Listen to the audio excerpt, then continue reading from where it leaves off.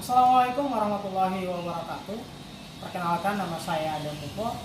Bersama teman-teman saya kelompok 8 yang nanti akan saya tampilkan dalam layar yang Anda lihat sekarang ini. Kami akan memaparkan bagaimana proses penyelesaian peradilan hubungan industrial di Indonesia. Untuk lebih jelasnya, mari kita lihat bersama-sama, saksikan sampai selesai. Terima kasih.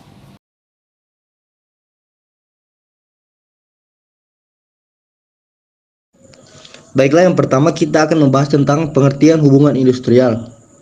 Berdasarkan Undang-Undang Nomor 13 Tahun 2003 tentang Ketenagakerjaan, dalam pasal 1 angka 16 mengartikan bahwa hubungan industrial adalah sesuatu sistem hubungan yang terbentuk antara para pelaku dalam proses produksi barang dan atau jasa yang terdiri dari unsur pengusaha, pekerja atau buruh, dan pemerintah yang berdasarkan nilai-nilai Pancasila dan Undang-Undang Dasar Negara Republik Indonesia tahun 1945. Meninjau dari pengertian undang-undang tersebut, dapat ditarik kesimpulan hubungan industrial merupakan hubungan antara seluruh pihak terkait dan berkepentingan, terutama yang menangani proses produksi maupun pelayanan dan sebuah suatu perusahaan, agar perusahaan dapat berjalan dengan baik, dapat memulai untuk menciptakan hubungan industrial yang sejalan, mensejahterakan, harmonis, serta aman. Langsung saja saya akan menjelaskan terkait perselisihan hubungan industrial. Perselisihan hubungan industrial mencuat karena perbedaan pendapat yang berujung pertentangan, baik itu dialami pengusaha maupun gabungan pengusaha dengan buruh atau pekerja, maupun antara sesama serikat pekerja atau serikat buruh dalam perusahaan yang sama. Pengertian lebih jelas dan mendasar tercantum dalam Undang-Undang Nomor 2 Tahun 2004 tentang penyelesaian perselisihan hubungan industrial. Perselisihan hubungan industrial yang dimaksud adalah mengenai perbedaan pendapat yang menyebabkan pertentangan antara pengusaha atau gabungan pengusaha dengan pekerja atau buruh atau serikat pekerja atau buruh karena adanya perselisihan terkait hak perselisihan kepentingan, perselisihan mengenai pemutusan hubungan kerja, dan perselisihan antara serikat pekerja atau serikat buruh dalam perusahaan. Jenis-jenis perselisihan hubungan industrial. Jenis-jenis perselisihan mengenai hubungan industrial yang sering terjadi di Indonesia yaitu terkait perselisihan hak.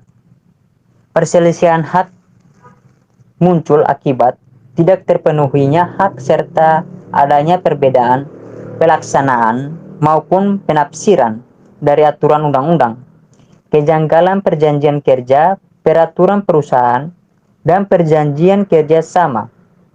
Yang kedua yaitu perselisihan kepentingan.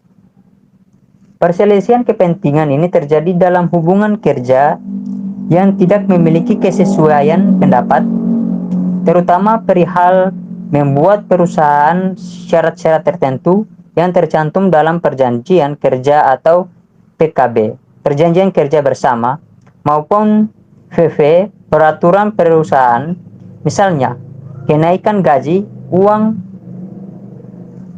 makan, transportasi, dan premai dana lainnya. Yang ketiga yaitu perselisihan pemutusan hubungan kerja atau PHK.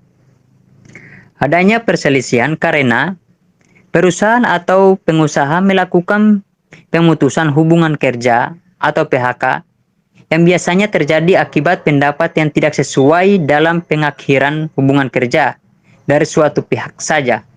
Misalnya, perbedaan hubungan pesangon yang diterima pekerja atau buruh berdasarkan Undang-Undang Ketenagakerjaan dengan peraturan perusahaan.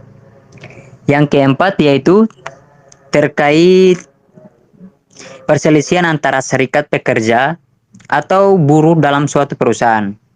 Perselisihan antara serikat pekerja maupun buruh umumnya terjadi dalam suatu perusahaan yang sama dalam banyak kasus yang disebabkan oleh ketidakpahaman tentang keanggotaan atau kewajiban anggota serikat pekerja dan pelaksanaan hak. Jadi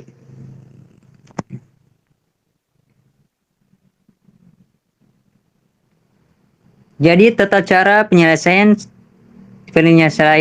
hubungan industrial, yaitu dalam hubungan industrial tidak hanya memandang aspek substansial atau material semata, aspek prosedural atau formal juga akan diperhatikan, sama halnya dengan tata cara penyelesaian perselisihan hubungan industrial seperti berikut, yaitu terkait perundingan biparti. Perundingan yang dilakukan antara pengusaha maupun gabungan pengusaha dengan serikat buruh. Jika tidak menemukan kata sepakat pada pihak berselisih, akan melanjutkan perundingan triparti. Sedangkan jika kedua belah pihak menyepakatinya, maka dibuat perjanjian bersama dan didaftarkan pada pengadilan hubungan industrial di mana perusahaan berada. Perundingan triparti atau perundingan yang melibatkan orang ketiga ataupun fasilitator terbagi menjadi 3 tahap. Yang pertama, mediasi, di mana penyelesaian dilakukan dengan cara musyawarah yang dipimpin 1 ataupun lebih, biasanya melibatkan mediator dari pihak Departemen Ketenagakerjaan. Apabila dalam tahapan ini, para pihak memperoleh kata sepakat, maka dituangkan dalam perjanjian bersama dan didaftarkan di pengadilan hubungan industrial setempat. Tahapan kedua adalah konsiliasi, di mana penyelesaian dilakukan secara musyawarah dengan penengahnya seorang konsiliator. Konsiliator akan berusaha mendamaikan para pihak untuk mencapai kesepakatan bersama. Jika dari salah satu pihak tidak sepakat, maka konsiliator akan membuat anjuran untuk didaftarkan pada pengadilan hubungan industrial setempat. Yang ketiga adalah arbitrase, merupakan penyelesaian perselisihan yang dilakukan di luar pengadilan hubungan industrial. Jalan yang ditempuh ini dengan membuat kesepakatan tertulis, berisi pernyataan para pihak untuk penyelesaian perselisihan hubungan industrial kepada para arbiter. Dalam putusan arbitrase ini bersifat final dan mengikat pihak yang berselisih.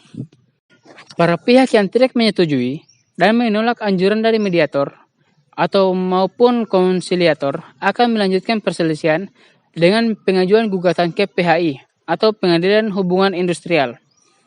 Berdasarkan pasal 56 Undang-Undang Nomor 2 Tahun 2004 tentang penyelesaian perselisihan di Indonesia, PHI memiliki kompetensi absolut dalam memeriksa dan memutus perkara antara lain pada tingkat pertama tentang perselisihan hak, pada tingkat pertama dan terakhir terkait perselisihan kepentingan, pada tingkat pertama terkait perselisihan pemutusan hubungan kerja atau PHK, pada tingkat pertama dan terakhir terkait perselisihan serikat pekerja atau buruh yang terjadi dalam suatu perusahaan.